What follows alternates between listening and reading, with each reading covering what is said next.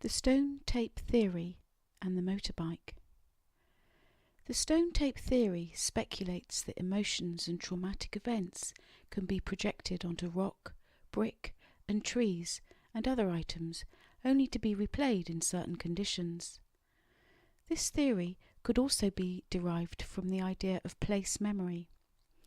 In the early days of the Society for Psychical Research, place memory was considered an explanation for ghostly apparitions, seemingly connected with certain places. In 1990, I was dating a guy who lived near Wimborne in Dorset.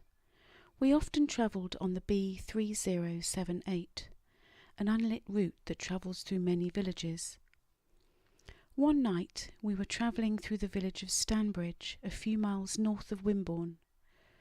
We were travelling at about 60 miles per hour when suddenly a very bright light appeared in the rear window.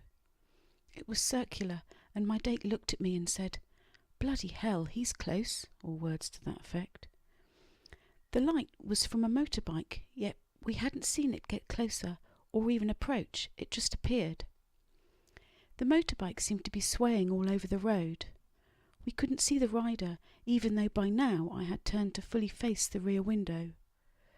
The light seemed to get even closer, and then literally seconds later it vanished.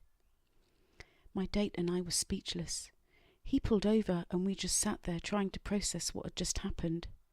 He said he had known a few motorbike crashes along this road due to it being very winding and dark. Could we have seen this motorbike swerving just moments before a crash?